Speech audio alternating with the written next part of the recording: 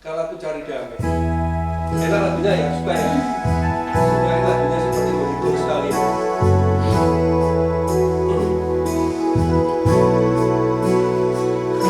Aku cari damai, hanya ku dapat dalam Yesus. Aku cari ketenangan, hanya ku temui dalam Yesus.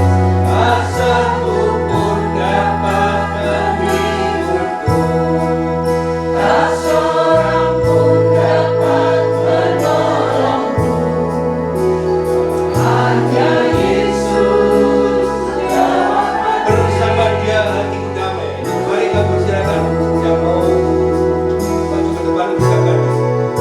Bersama Dia hatiku damai, walau dalam tempat kekelaman.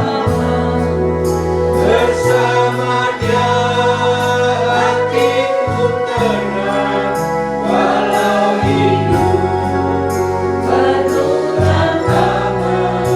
Asalku pun dapat menghiburku, tak seorang pun dapat menolongku, hanya Yesus jawab hidupku.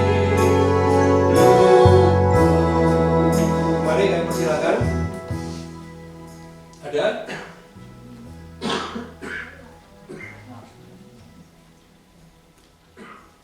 Belum ada ya?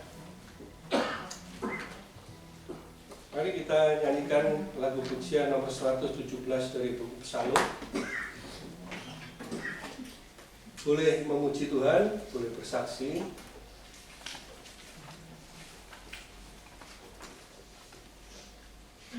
Selitiklah kehendakmu ya Allah.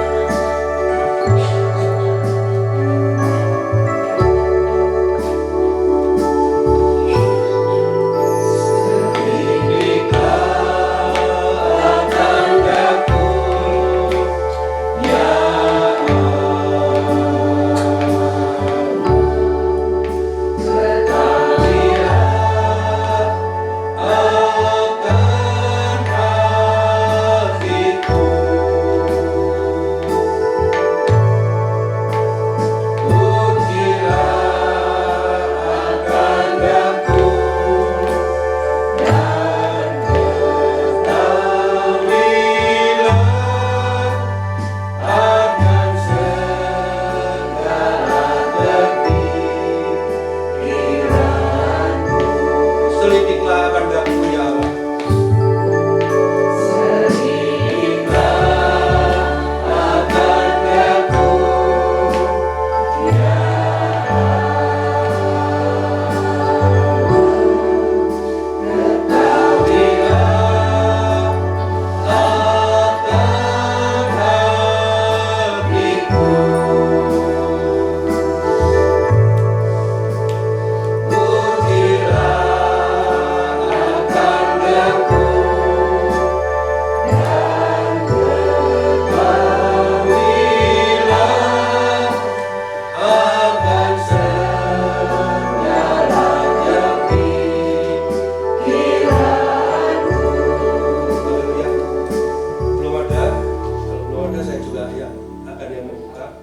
Ada satu sedikit cerita ya dari saya waktu saya di rumah, ada telepon tetangga ya temen lah, kenal gue juga. Kita sama-sama menjadi pengurus di lingkungan. Terus saya diajak ke rumah temannya, satu namanya Pak Noparmawan, ini orang PKS ini. Yang lain-lain kurang begitu bisa komunikasi, tapi saya baik. Karena apa? Dia orang Jawa Timur gitu. Saya tahu logat Jawa Timur, saya ajak dia kerap dengan saya. Terus saya diajak ke seberang rumahnya, namanya Pak Wicaksono. Ternyata mereka berdua punya misi mau memualafkan saya. Ini memang gencar sekali, misalnya saya sendiri. Saya ditanya ini itu. Dia bilang bahwa Yesus adalah Isa. Yesus adalah Isa, Pak Edi begini. Saya jawab benar, tapi ada ceritanya. Dari abad pertama sampai abad ke-7, sebelum ada kitab lain yang menceritakan bahwa itu berbeda, Isa adalah sama. Karena apa? Kita tahu bahwa rasul-rasul penginjilannya sampai ke Jazirah Arab. Di sana ada nama Rasul Paulus waktu itu di pintu gerbang Damaskus di Syria. Di sana ada gereja ortodok. Terus di Mesir itu ada gereja Alexandria. Itu kan dari penginjilan bapak-bapak gereja ya, murid-murid para rasul. Dia bilang, wah itu kan Pak Edi ini gini, Pak, kita bicara sejarah data dan fakta aja. Kita punya data, fakta, terdokumentasi baik, bahkan dokumentasi peradaban manusia yang terlengkap, terkomplit, terlengkap adalah miliknya orang Yahudi dan orang Kristen. Saya nggak mau bicara agama lain, dia masih ngomong soal ini bahwa Yesus itu naik ke surga atau ke langit. Itu memang ada dalam kitab itu ya. Ada dua tempat, dua Injil dan surat berbeda yang mengatakan bahwa Yesus terangkat ke langit, Yesus terangkat ke surga kan gitu. Saya nyatakan Pak itu ke atas, intinya ke atas bukan ke bawah. Saya begitu aja. Kalau soal langit atau surga itu hanya istilah saja. Seperti kita melihat suatu sosok gajah Pak, dari samping sini itu kelihatan begini, dari depan begitu, dari belakang begini. Memang. Tapi yang jelas gajah itu di depan kita. Artinya apa? Peristiwa itu dalam satu peristiwa yang sama dilihat oleh orang yang mempunyai penafsiran yang berbeda. Sejarahnya jelas, saya bilang begitu. Terus akhirnya ada tamu, jadi terus saya pamitan pulang aja. Ini saya jadi penasaran. Saya bilang begini juga sama dia, Pak Edi, saya harapkan nanti Anda mendapat ide, bukan begitu, malah justru baliknya Pak. Semakin Alkitab saya dicari kesalahannya, Bapak nanti jadi Kristen tak gitu. Saya tinggal menunggu Tuhan Yesus jamah hatinya Bapak. Wah nggak mungkin kan? Kita sama-sama ngeyel. Ya itu sedikit cerita saya ya. Jadi ini memang parah. Bahkan saya punya grup pencak, minta maaf ya. Itu saya menulis kesaksian tentang banjir di Kudus, di Pati, di Demak, Jawa Tengah memang lagi rekor Jawa Tengah bencana banjir besar. Saya membuat konten nge-share video suatu gereja di Kudus itu dipakai untuk pengungsian. Saya kasih tulisan bahwa inilah toleransi, inilah sikap kemanusiaan, inilah kebersamaan. Ada salah satu yang sepertinya nggak suka dengan konten itu, karena mereka melihat kalau kita berbagi, mereka nggak suka. Kalau kita dalam suatu kesusahan itu digembar-gemborkan, diteriak-teriakan, itulah mereka. Saya bilang juga sama mereka bahwa kalau kita itu hukumnya kasih, kita nggak pernah menghukum kok. Kalau kita lah yang perlu kasih. Saya kira seperti itu ya. Jadi kita mesti hati-hati juga, karena banyak memang dari mereka itu gencar sekali. Papua itu sudah diislamisasi. Saya kirim WA ke anak-anak Papua itu yang saya teman kenal. Jadikan Papua balkon Vatikan, tanah Israel kedua. Jangan sampai diislamisasi. Mereka gencar, pemerintah bahkan itu. Ini supaya kita mengerti ya, supaya kita juga punya hikmat dalam mengatur seperti ini. Mari kita lanjutkan, kalau mungkin ada yang bersaksi, mari Om silakan. Mari. Ada? Oh, mari ya.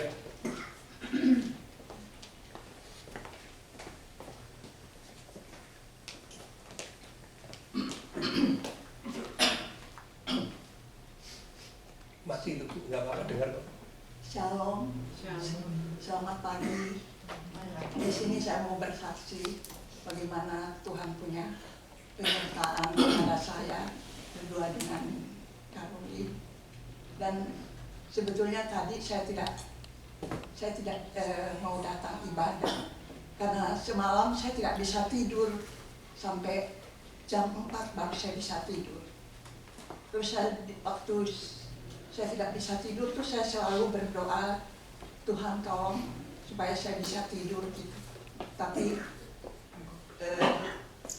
Masakan. habis saya berdoa gitu, saya tutup mata tapi nggak hilang saya punya pikiran, nggak hilang saya punya itu, masih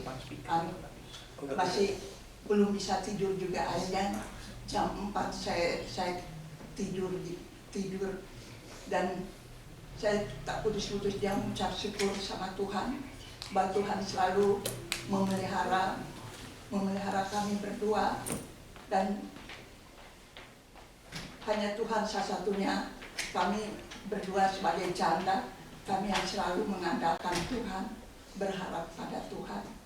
Dan saya merasakan bahwa saya gereja di sini sudah saya hitung-hitung udah lamanya udah 25 tahun saya beribadah di gereja sini, dan saya sudah pindah jauh. Memang kalau saya lihat jauh gitu, tapi saya pikir ya karena kita punya tempat di sana, dan juga ya kami mau beli rumah yang agak di kompleks itu harganya mahal, jadi kami cari yang harganya tidak terlalu mahal. Akhirnya kami dapat di yang sekarang kami tinggal.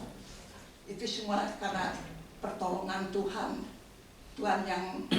yang menunjuk bahwa ini tempat yang kamu mau tinggal. Karena kami hanya mengandalkan Tuhan, dan saya juga mengucap syukur Tuhan selalu memberi kesehatan, kekuatan pada saya, dan Tuhan tidak pernah meninggalkan dan membiarkan saya. Dan saya juga berterima kasih pada Om dengan Tante yang membimbing, yang selalu menuntun kami lewat firman Tuhan yang kami dengar. Itu yang memberikan kami selalu kekuatan, memberikan selalu penghiburan. Dan saya dari umur berapa sampai sekarang ini saya usianya sudah lanjut, tapi saya rasakan itu, saya gereja-gereja di mana-mana. Bukan saya mau bilang mau membanggakan gitu gereja, maksudnya tabernakel, tapi saya rasakan bahwa firman dari yang saya dengar itu masuk benar-benar di dalam hati saya gitu. Dan itu yang saya lakukan, apa yang saya dengar lewat firman-Nya Om atau Tante. Dan saya banyak berterima kasih pada Om dengan Tante yang melayani saya selama saya ibadah di sini. Dan saya tidak mau pindah gitu, karena saya sudah merasakan di sini. Saya tidak mau pindah sekalipun jauh, tapi saya berjuang untuk bisa pergi ke gereja. Terima kasih.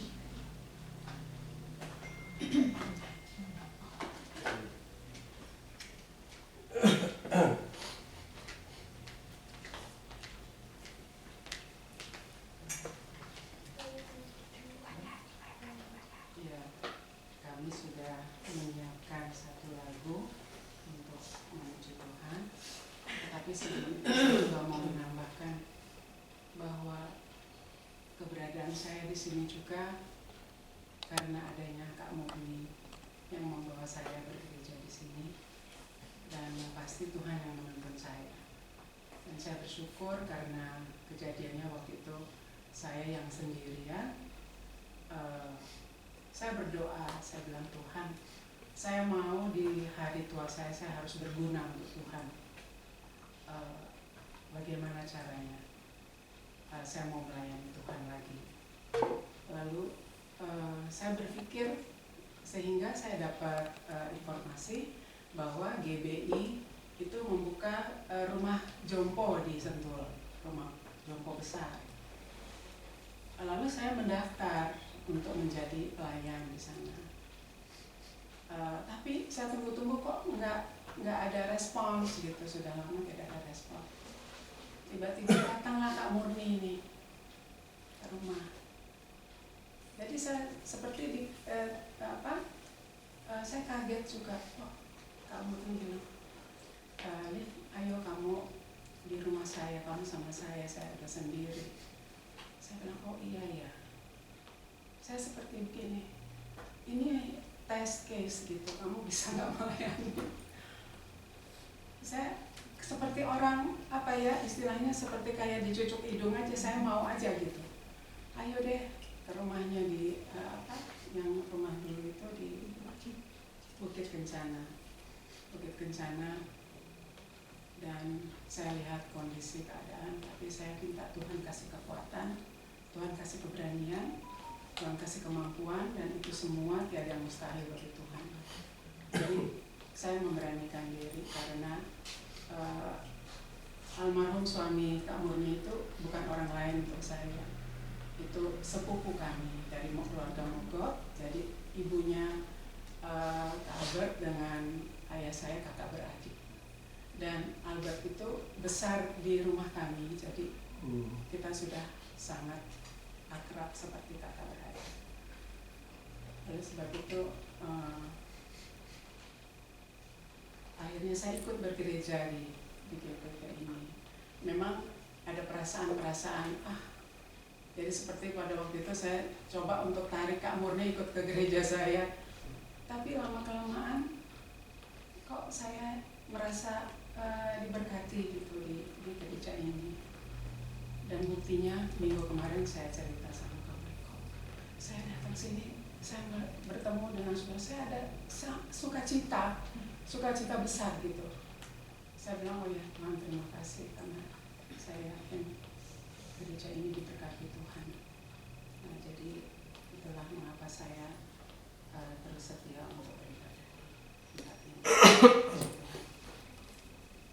Ya, kami ada siapkan puji-pujian tadi malam yang kita bisa tanpa musik, tapi mereka bisa. Ini judulnya Semua Baik. Dari semula telah kau tetapkan hidupku dalam tanganmu, dalam rencanamu Tuhan. Rencana indah telah kau siapkan bagi masa tua yang penuh harapan.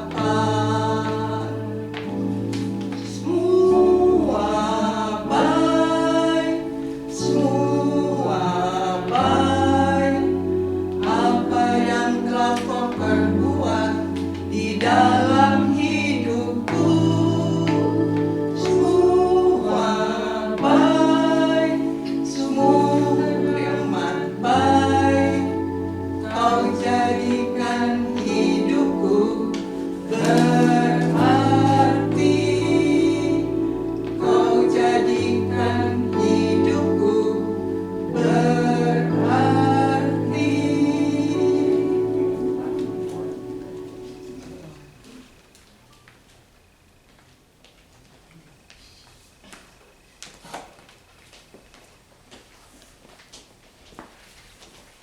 Haleluya, puji Tuhan. Biarlah hanya kuasa nama Tuhan Yesus Kristus saja yang dipuji dipermuliakan. Dalam kuasa namanya, perlindungan, penyertaan kita semuanya. Mari yang lainnya disambung saja.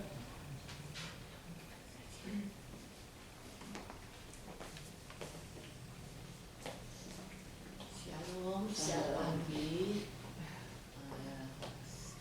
Saya mau bersaksi di mana kebaikan Tuhan dalam kehidupan saya selama beberapa bulan ini, sejak keadaan saya mengalami sakit ya sampai sekarang. Saya bersyukur karena sekarang saya sudah kembali sehat. Itu semua karena kebaikan Tuhan. Dan saya boleh hadir kembali di Paskaulan ini semua karena bukan karena kuat dan gagah saya, tapi ini semua karena kasih anugerah Tuhan. Saya mau bersaksi dengan pujian, saya menyanyikan dan berduet dengan Ibu Ewi.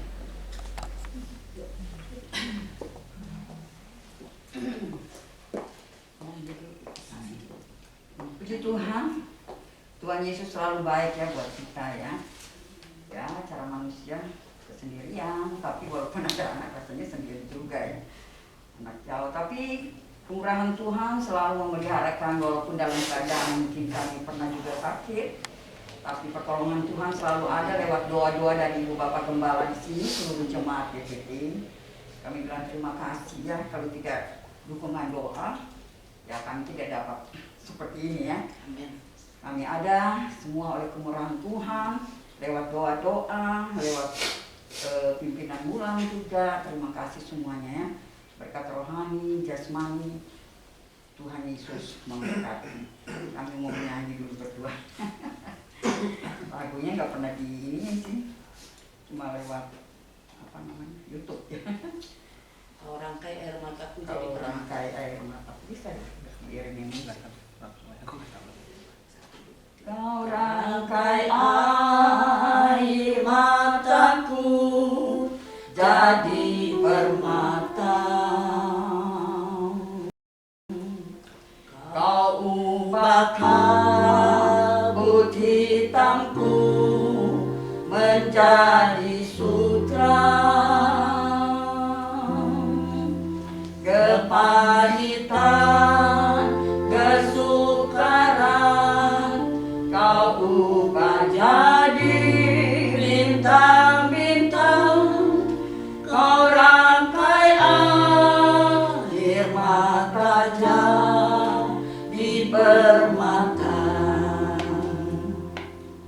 Betapa beda jalanmu dari jalanku, seperti langit dan bumi jaraknya. Tak pernah ku punya teman setia seperti Tuhan. Kau rangkai air matanya di permata. Yesus,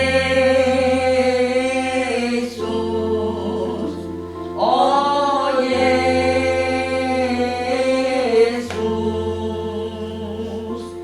Yesus, oh Yesus. Tak pernah ku punya teman setia seperti Tuhan. Kau rangkai air mata di permata. Kau rangkai air mataku jadi permata. Kau ubah kabut hitamku menjadi sutra, kepahitan, kesukaran kau ubah jadi bintang-bintang. Kau rangkai air mata di permata. Kau rangkai air mata di permata. Kau rangkai air mata di permata. Terima kasih, Tuhan berkati. Mari kita lanjutkan. Mari kita puji Tuhan dengan sebuah nyanyian. Pas ada bisa ya? Monggo-monggo sami nderek Gusti. Monggo-monggo sami nderek Gusti. Bisa ya Bu ya? Nanti bisa kita bahasa, kita teks Indonesia. Mari kita ikut Tuhan. Tuhan Yesus Juru Selamat. Mari kita. Jadi teksnya kita bahasa Indonesia juga bisa. Kita nyanyikan dalam teksnya dulu. Monggo sami derek Gusti. Boleh tepuk tangan? Monggo sami derek Gusti. Monggo sami derek Gusti. Gusti Yesus Juru Wilujeng. Monggo sami derek Gusti. Mari kita ikut Tuhan. Mari kita ikut Tuhan. Mari kita ikut Yesus. Tuhan Yesus Juru Selamat. Mari kita ikut Yesus. Kita ikut Yesus. Mari kita ikut Yesus. Mari kita ikut Yesus. Tuhan Yesus Juru Selamat. Mari kita ikut Yesus. Bisa Mas Aga coba? Monggo sami derek Gusti. Monggo sami derek Gusti. Monggo sami derek Gusti. Gusti Yesus Juru Wilujeng. Monggo sami derek Gusti. Mari kita ikut Yesus. Mari kita ikut Yesus.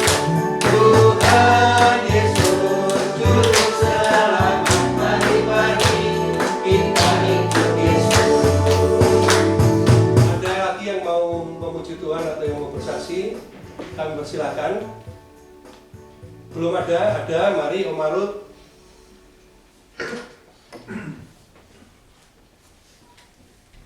Pas hati-hati ada kabel.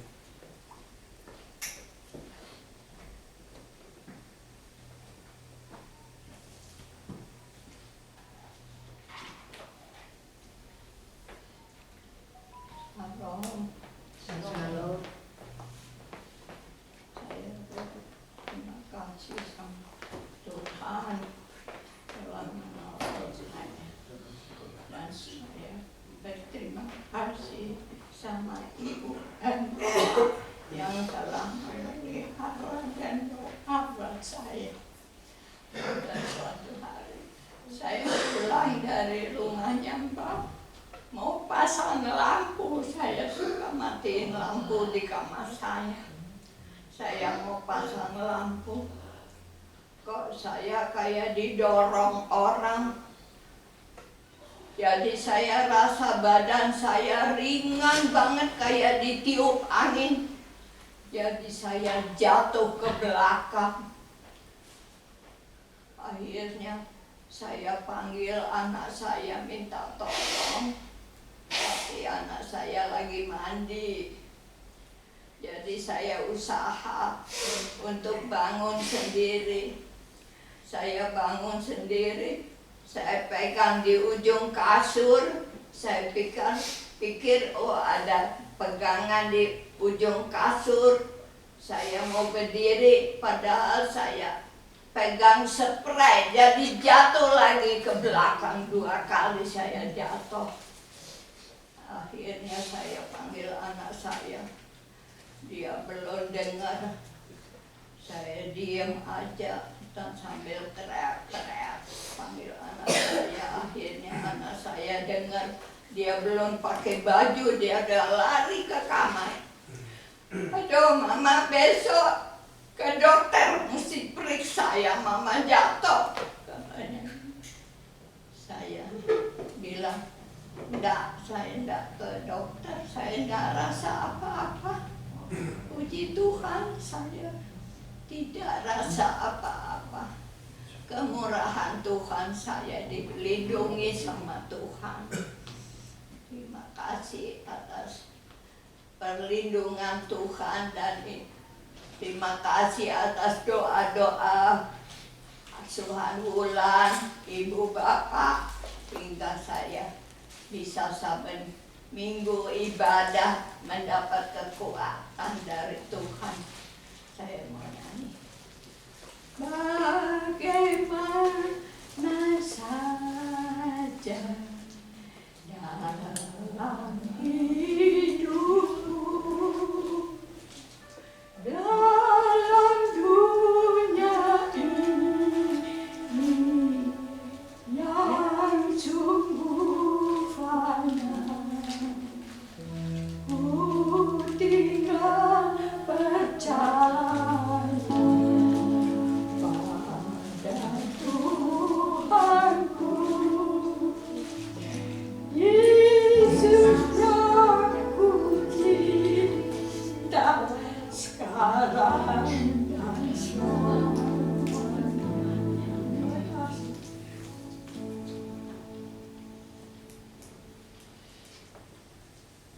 Haleluya, puji Tuhan. Ya, biar hanya Tuhan Yesus yang selalu menjadi sahabat karib kita ya, yang selalu beserta. Makanya saya pernah memberikan satu pernyataan bahwa jikalau Tuhan ada di dekatmu, yang lain tak perlu. Untuk mencapai suasana seperti ini memang tidak gampang, perlu perjuangan iman yang cukup melelahkan. Tapi kalau sampai suatu saat dalam suatu penyampaian Tuhan Yesus ada di dekat kita, pasti Anda akan bilang yang lain aku tak perlu. Kita nyanyikan dalam pujian Tuhan Yesus tidak berubah. Ini juga lagu ini sedang viral ya, bahkan anak-anak muslim pun suka. Ada sedikit cerita tentang ini, boleh saya sedikit ceritain. Cerita ini dari pendeta, makanya saya berani cerita juga. Kalau cerita saya, nanti ibu-ibu bilang itu ngawur Pak Edi. Ceritanya Pak Joko, orang Mojokerto, Mojosari, waktu lagi pembukaan gereja ya, belum banyak jemaat. Gerejanya masih jendelanya buka tutup, belum pakai AC juga mungkin zaman itu ya. Jadi ada jendela dibuka di samping gini, di sana itu ada kuburan, di sana itu ada musola. Jadi anak-anak sekolah minggu dipimpin pujian Tuhan Yesus tidak berubah. Mari kita berdiri, semangat anak-anak. Tuhan Yesus tidak berubah, tidak berubah. Anak-anak yang pulang dari musola itu sore kan itu lewat, sama di jendela gitu. Wah, dilihat ini anak-anak Islam, kita harus lebih semangat. Mari kita semangat. Sama anak-anak ini dialog gini waktu jemaat anak sekolah minggu sama Pak Joko ini nyanyi Tuhan Yesus tidak berubah, Tuhan Yesus tidak berubah. Yang lewat jendela begini, dia turun, Muhammad juga. Nggak mau kalah ya. Anak kecil pun bisa. Mari kita nyanyikan Tuhan Yesus tidak berubah. Dan ini saya juga punya teks Jawanya. Gusti Yesus datang wahing sir. Tepat ya Pak Eka ya? Saya kira terjemahnya tepat sekali.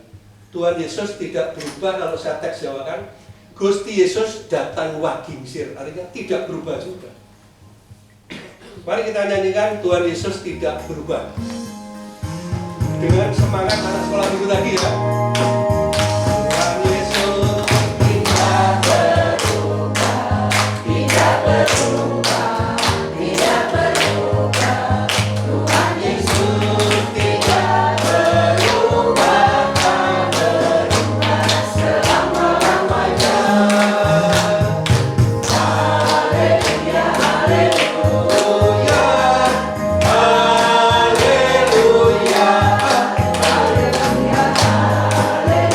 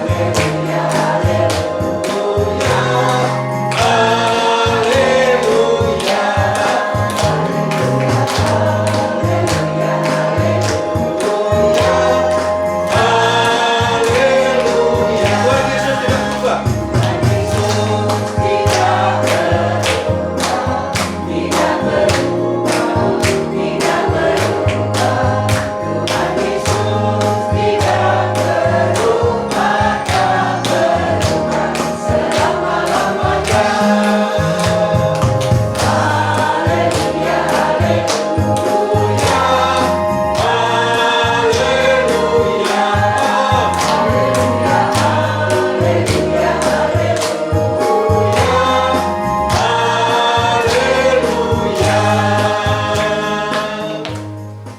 dilanjut lagi, siapa? Saya persilakan. Waktunya masih ada. Mari, Oma.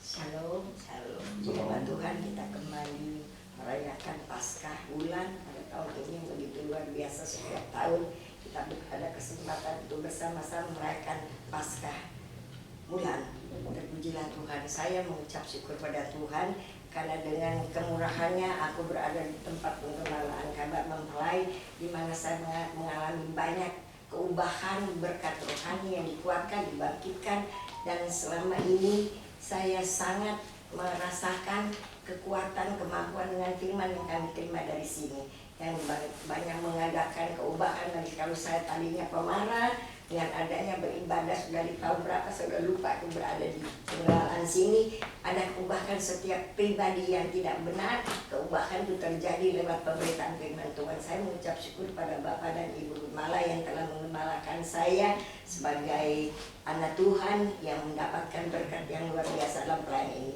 Dan saat ini saya ingin bersaksi bagaimana mata saya juga dioperasi dari tahun 2002 awal.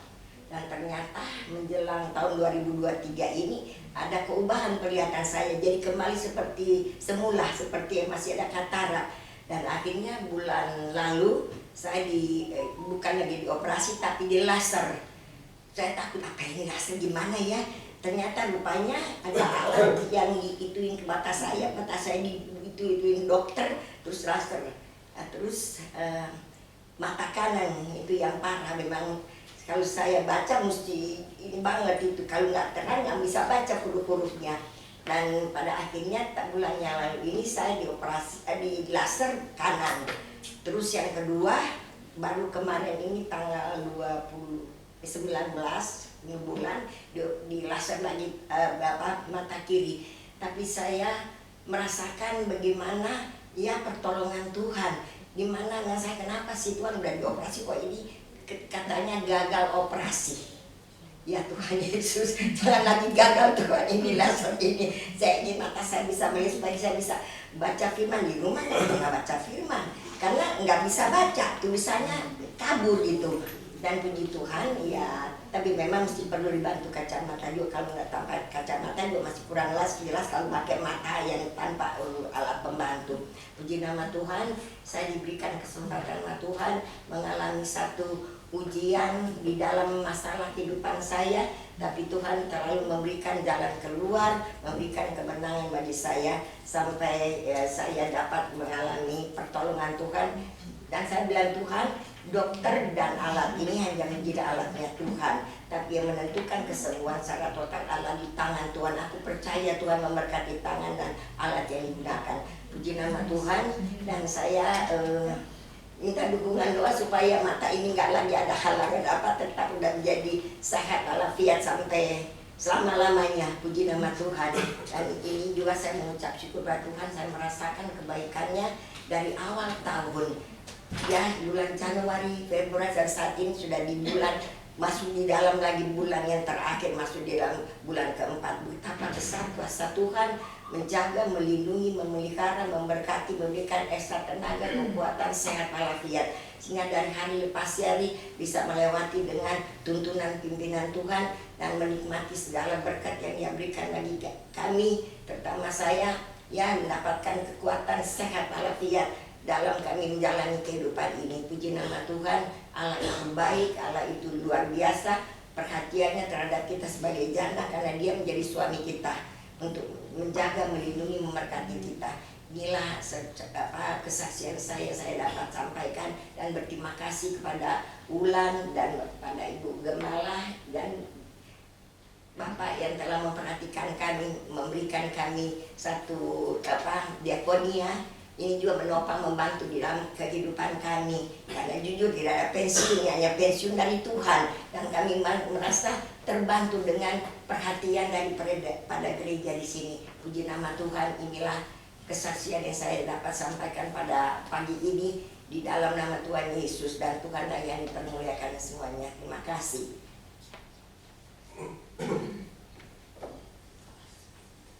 Haleluya, puji Tuhan.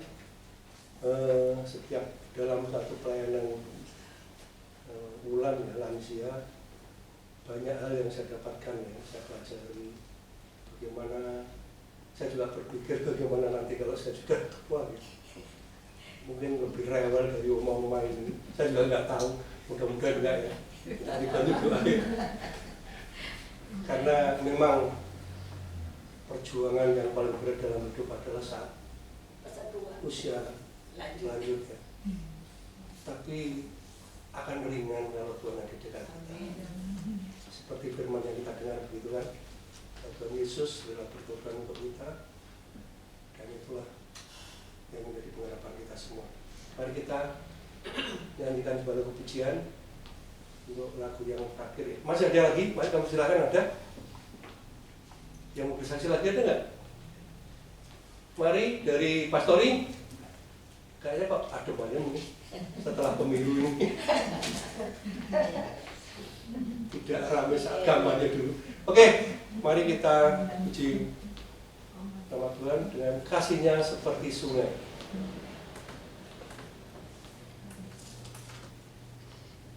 Kasih-Nya seperti sungai.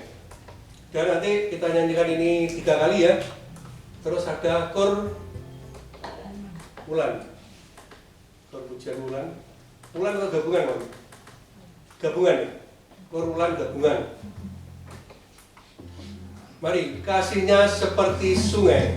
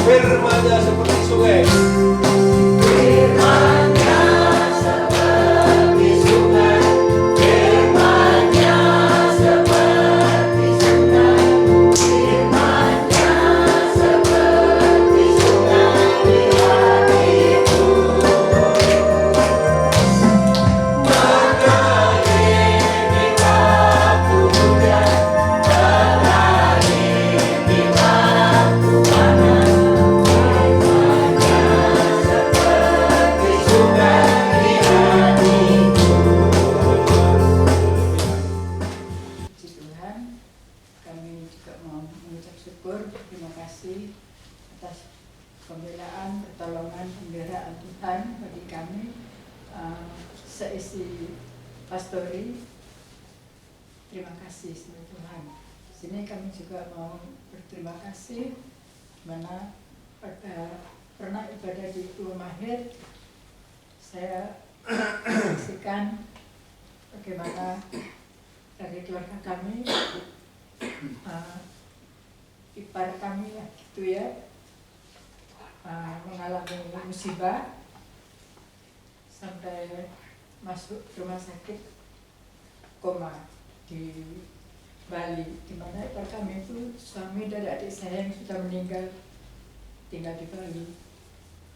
di sana di rumah sakit Bali itu operasi, tapi 10 hari karena tidak ada keluarga yang menunggu, keluarga dari Jawa bergilir gitu, jadi minta izin dari rumah sakit itu dibawa pulang ke Banyuwangi dan itu diizinkan.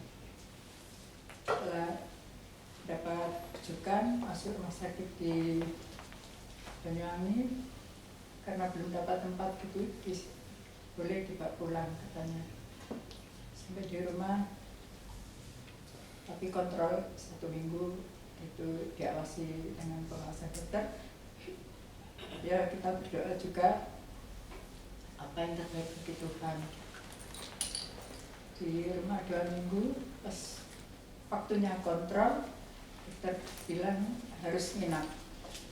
Jadi nginap di rumah sakit baru 1 hari dinyatakan dipanggil Tuhan. Saya waktu saudara saya ini mengalami musibah itu, saudaraku, kepala saya ini pening. Saya juga minta doa kepada Bapak Gembala waktu itu, baru dengar itu tidak tahu pening sampai dia dipanggil Tuhan gitu, sampai waktunya itu. Gembala saya sedikit cerita pada Gembala, saya tidak tahu padahal juga melihat Ibu Gembala itu dalam keadaan bagaimana gitu, saudaraku ya. Saya melihat Ibu Gembala minta bantu doa juga. Tapi maksud Tuhan tuh lain, ada sesuatu yang indah di balik semuanya itu. Panggil Tuhan tuh pas usia dari adik saya. Panggil Tuhan tuh pas 3 tahunnya, pas bulan yang sama tapi tanggalnya beda gitu. 3 tahun setelah istrinya dipanggil Tuhan menurut saya ya. Pas bulan yang sama tapi tanggalnya beda. Kita berterima kasih. Mereka meninggalkan anak 1, itu pun anak dari keluarga suami. Terima kasih doa-doa ulang sampai teman-teman doa ulang. Terima kasih. Juga saya berterima kasih Pak Gembala mana dalam pengembalaan kami, memimpin kami seisi pastori begitu saudaraku ya. Seringkali kami juga membuat susah Gembala dengan kelakuan kami dan ketidakpenurutan kami, kekerasan hati kami. Tapi begitu kasihnya Gembala dengan sabar menuntun kami, dengan tidak putus-putusnya menasihati kami. Saya terima kasih Bapak Gembala. Sampai saat ini kami masih boleh melayani pekerjaan Tuhan. Terima kasih. Saya ingin bersaksi sedikit. Pada saat ini saya ditelepon sama adik saya.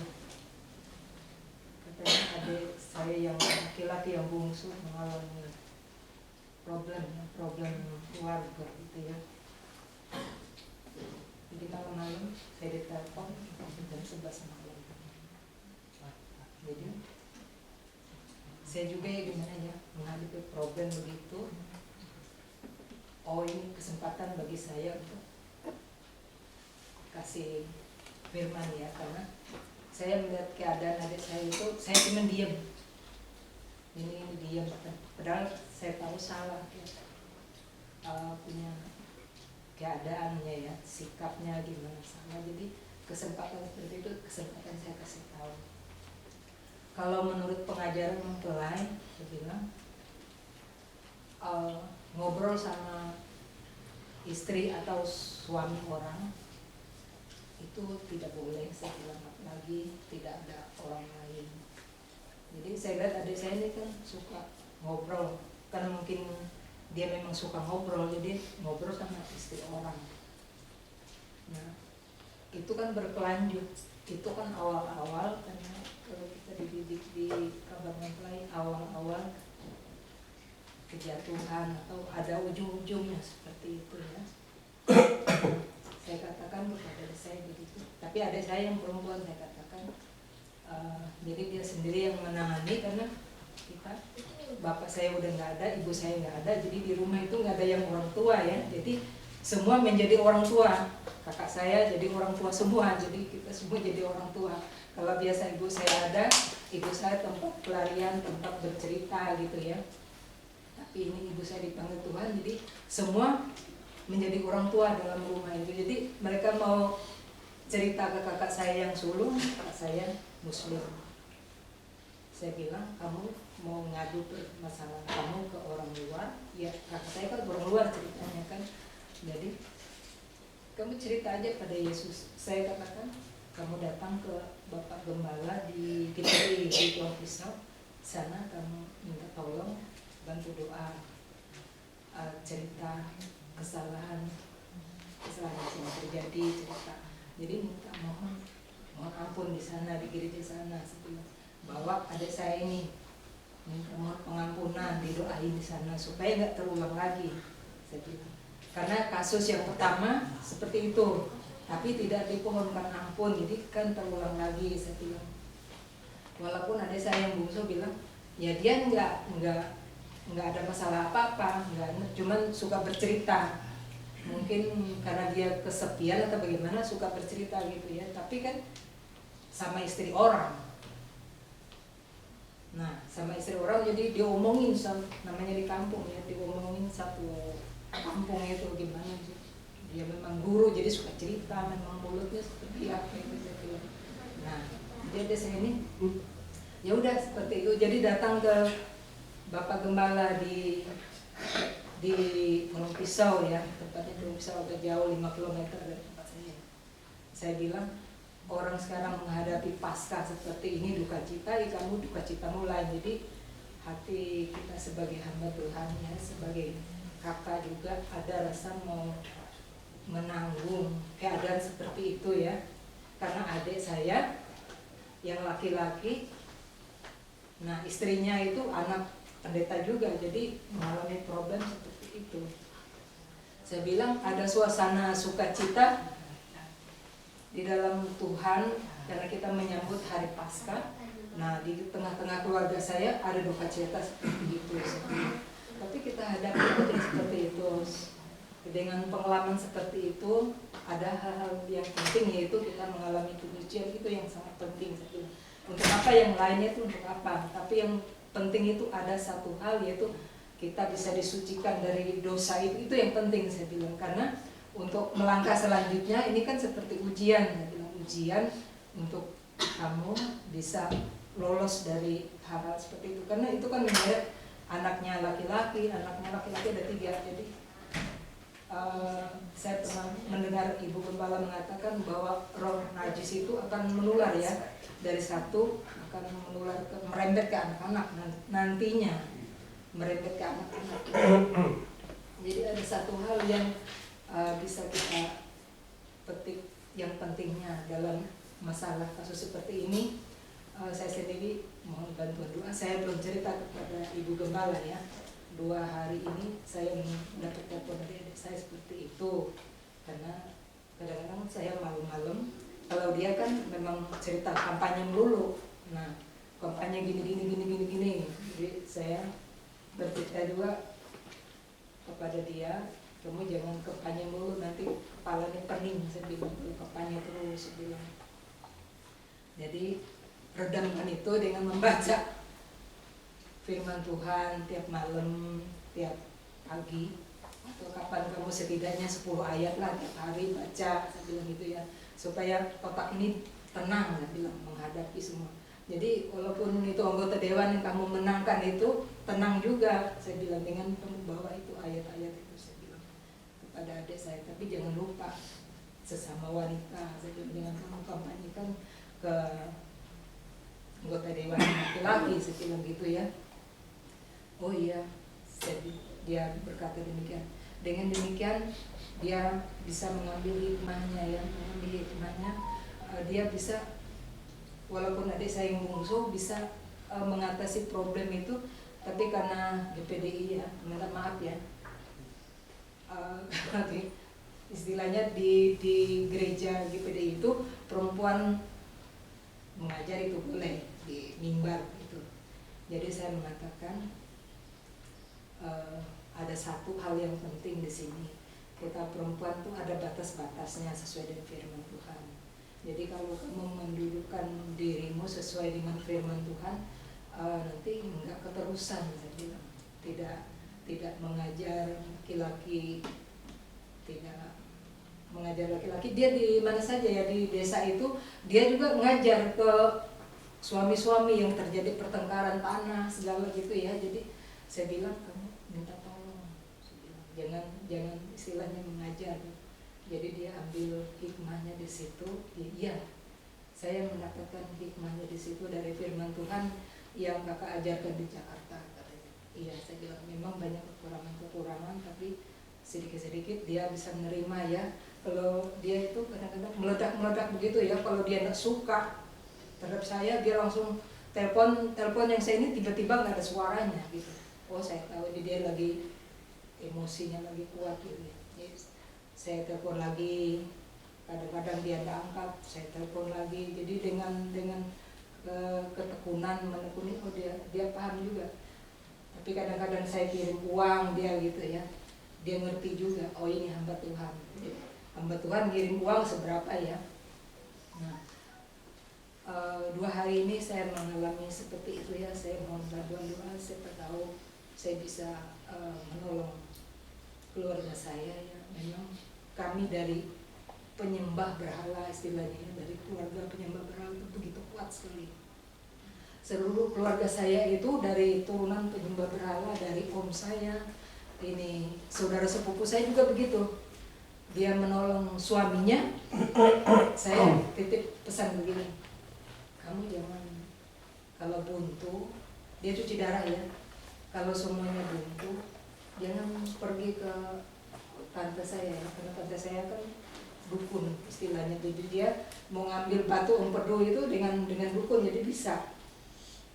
Saya kasih ingat ke dia, kalau kamu buntu nanti jangan pergi ke dukun, pasrah aja sepenuhnya pada Tuhan. Apa yang Tuhan mau dalam kehidupan ini, saya bilang,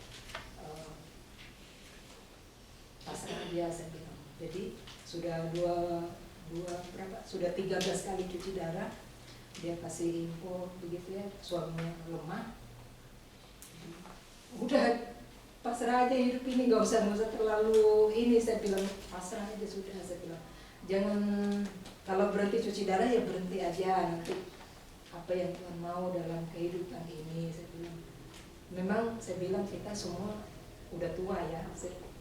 Saya sudah 55 tahun, saudara-saudara saya juga merasa udah tua semua. Saya lihat oma-oma tadi, oh oma juga merasa tua, jadi kita semua akan menjadi tua. Terima kasih bahwa Allah itu baik. Kami yang percaya bahwa Allah itu baik, Allah itu memberikan mujizatnya. Bahkan dari itu Allah bisa menyelamatkan seluruh kaum keluarga yang selalu berserutan Tuhan. Terima kasih, Tuhan memberkati. Elizabeth.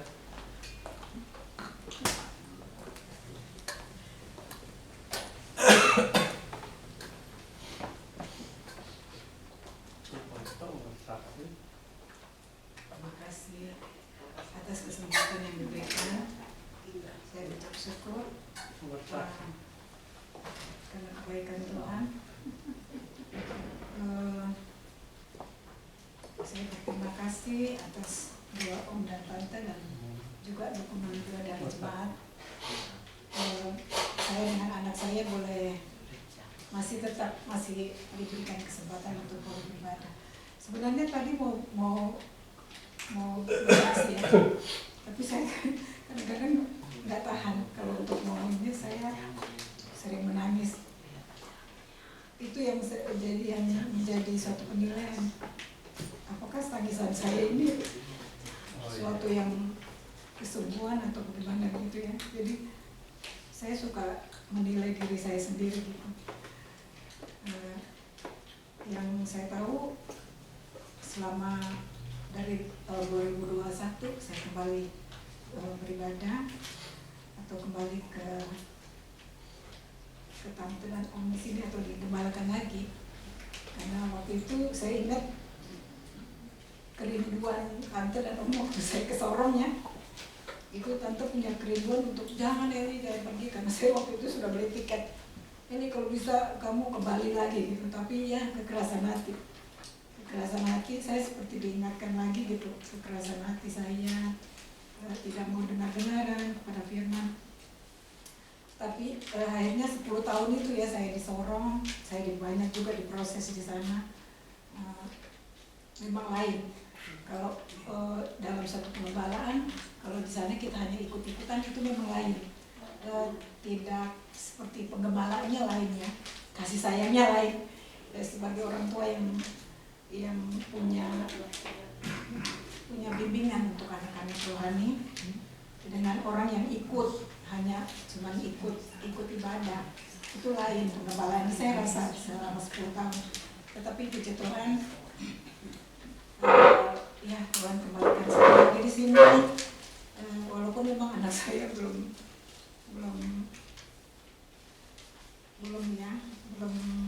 saya rindu juga untuk anak saya bisa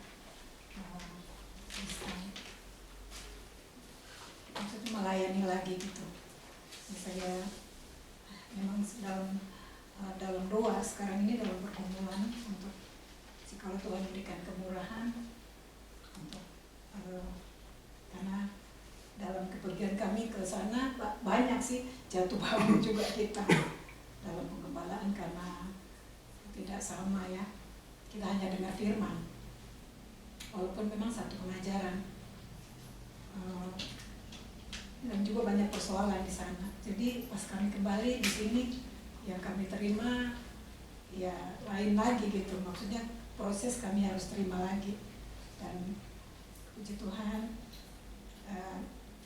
dengan kemurahan yang hati daripada seluruh jemaat, bahkan juga tante dan om yang bisa menerima kami, saya mengucap syukur banyak.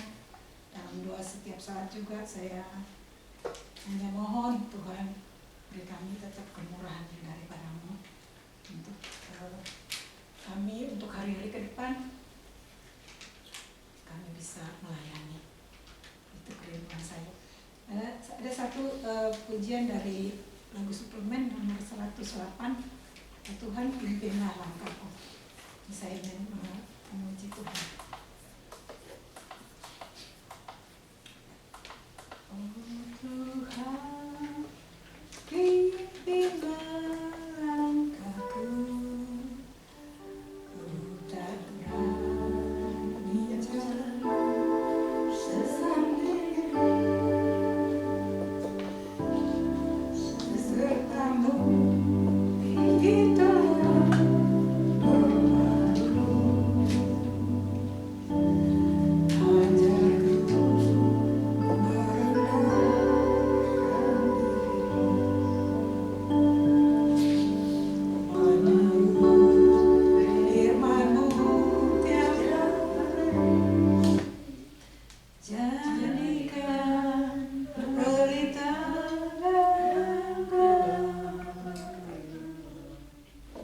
Mencari domba yang sesat, itulah kerinduan jiwaku. Terima kasih,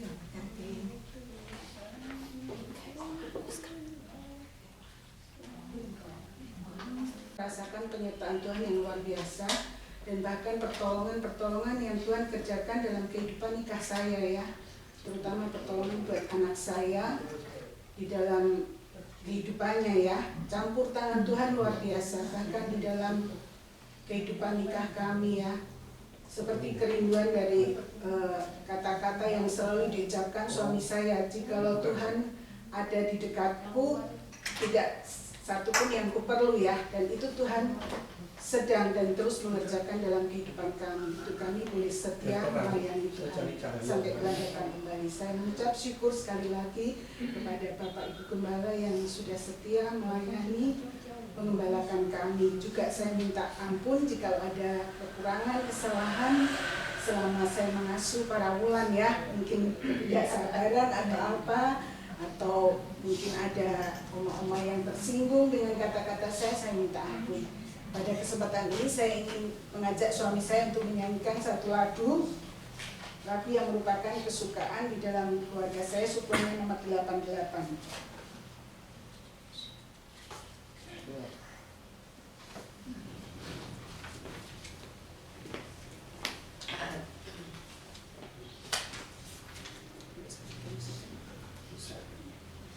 Bila ku renungkan kasih Tuhan yang telah menyelamatkan diriku, walau salib berat ditanggungnya, apa balasanku padanya?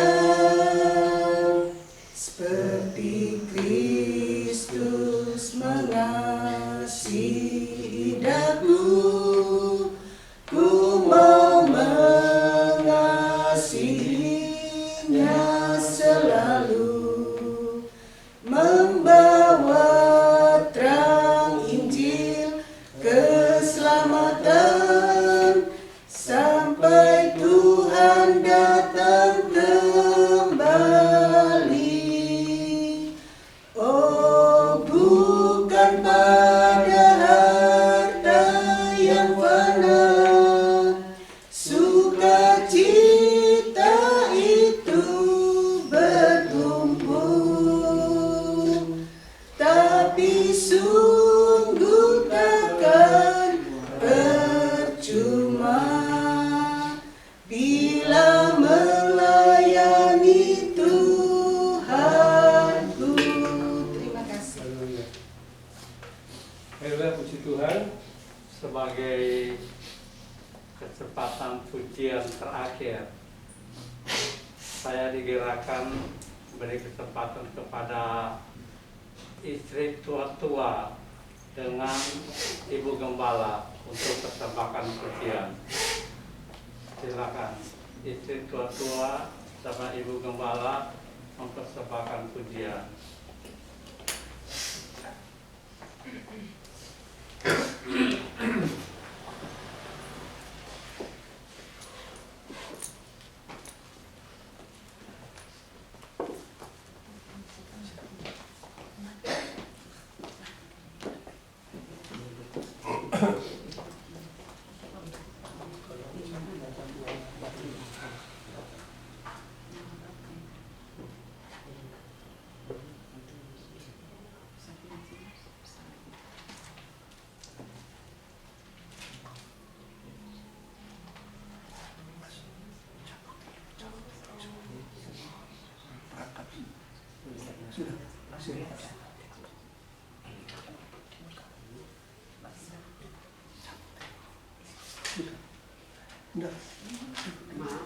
Itu saluran.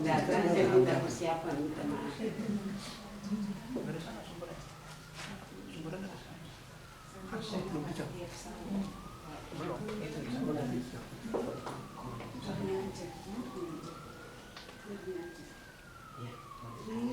Terima kasih pada John Juta yang mengubahku. Terima kasih semua telah menjadi baru. Dengan linangan air mata ku menyembah Dia, ku bersyukur hidupku disucikannya. Terima kasih pada John Juta yang mengubahku. Terima kasih semua telah menjadi baru. Dengan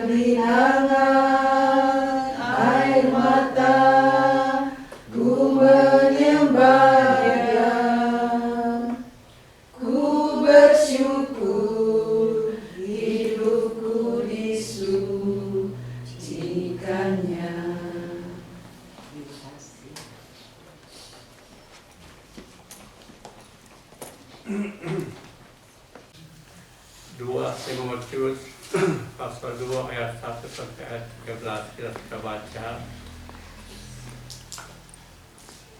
Rasul Paulus mengingatkan Timotius, "Itu hai anakku, jadilah kuat oleh kasih karunia dalam Kristus Yesus."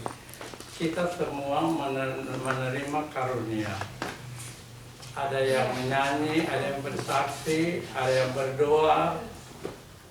Karunia-karunia itu menuntun kita, kata firman Allah,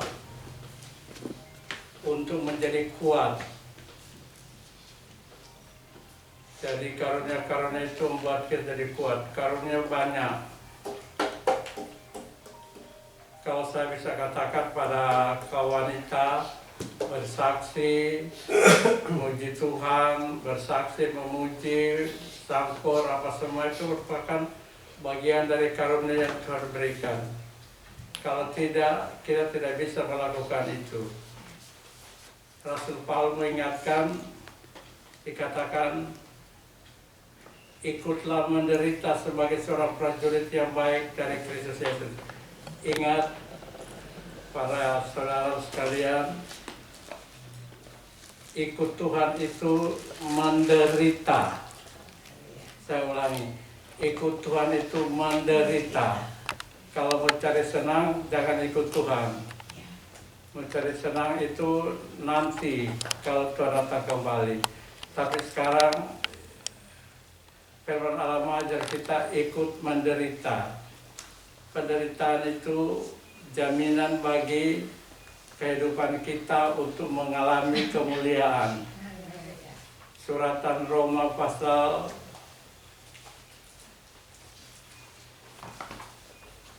8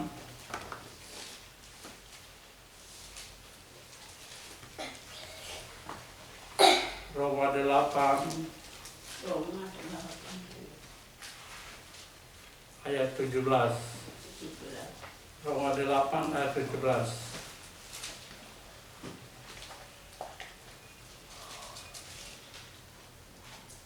Dan jika kita adalah anak, maka kita juga adalah ahli waris. Maksudnya, orang-orang yang berhak menerima janji-janji Allah yang akan menerimanya bersama-sama dengan Kristus, yaitu jika kita menderita bersama-sama dengan Dia, supaya kita juga dipermuliakan bersama-sama dengan Dia. Sebagai anak, kita adalah pewaris.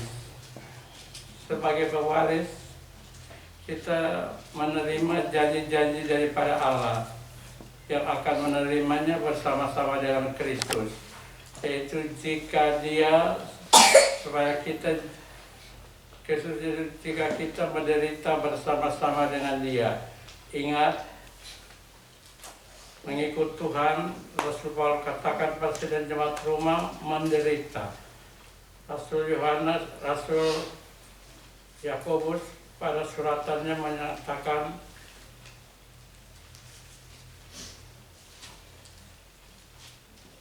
Rasul Paulus, maksudnya Rasul Paulus pada suratan pada Timotius menyatakan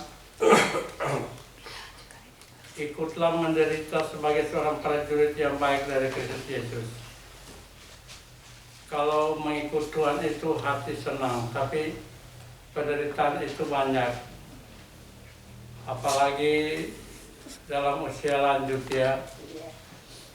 Oma-oma, opa-opa, saya ingatkan, hidup kita pada tahun-tahun menjelang kedatangan Tuhan, panjang umur, tapi itu panjang penderitaan sebenarnya. Hampir semua ibu merasakan penderitaan. Anak yang begitu baik, begitu dengar-dengaran bisa berubah. Tapi semua itu Rasul Paulus katakan merupakan penderitaan. Ada 3 golongan Rasul Paulus sebutkan untuk menderita. Pertama, prajurit yang baik dari Kristus Yesus. Seorang prajurit yang sedang berjuang tidak memusingkan dirinya dengan soal penghidupannya supaya dengan demikian ia berkenan kepada komandannya. Pertama, Rasul Paulus katakan ikut menderita itu seperti seorang prajurit. Prajurit yang tidak ingat kepentingannya sendiri, tapi ia berusaha untuk berkenan kepada komandannya. Kita berusaha menyenangkan hati Kristus. Kita tidak dipanggil untuk senang-senang, kita dipanggil untuk menderita. Kemudian Rasul Paulus katakan olahragawan. Olahragawan itu bisa menerima piala kalau dia berhasil bertanding menurut peraturan-peraturan olahraga. Pertama, ikut menderita sebagai prajurit. Kedua, olahragawan. Olahragawan itu tidak jadi begitu saja. Bisa menjadi juara itu kalau dia berlatih dan berlatih, banyak waktu dia ambil untuk olahraga itu. Jadi itu adalah perjuangan. Yang ketiga, dikatakan seorang petani yang bekerja keras, lalu yang bekerja keras haruslah ia pertama kali menikmati hasil usahanya. Petani yang ketiga Rasul Paulus katakan itu juga menderita. Kalau kita lihat petani-petani di sawah atau apa, tidak jadi begitu saja, semua menderita. Saat-saat panen, banjir atau apa, penderitaan seorang petani. Petani itu bukan orang yang malas tiduran, tidak, tapi orang yang berjaga terus. Kalau punya sawah umpamanya, tiap hari diawasi jangan ada rumput-rumput dan sebagainya. Tidak mudah. Rasul Paulus mengatakan kepada Timotius, penderitaan itu ada 3. Contoh pertama, prajurit. Prajurit itu senang memang memakai pangkat, tapi dia jadi dengan kehidupan yang mau mempertaruhkan apa saja demi bagi Tuhannya, Tuhan kita Yesus Kristus. Rasul Paulus katakan, kalau kita setia, kita mati dengan Dia, kita pun hidup dengan Dia. Jika kita menderita, kita pun akan ikut memerintah dengan Dia. Jika kita menyangkal Dia, Dia pun menyangkal kita. Jika kita tidak setia, Dia tetap setia karena Dia tidak dapat menyangkal dirinya. Rasul Paulus katakan bagi Timotius, sebagai orang-orang pengikut Kristus, menerima kemuliaan, tapi jika kita mau menderita bersama dengan Dia, jika kita mati dengan Dia, kita pun akan hidup dengan Dia. Jika kita bertekun menderita, kita pun akan ikut memerintah dengan Dia. Mengikut Tuhan adalah penderitaan. Penderitaan itu janji untuk menerima kemuliaan. Dalam Roma dikatakan, kita pewaris, tapi harus mengalami penderitaan.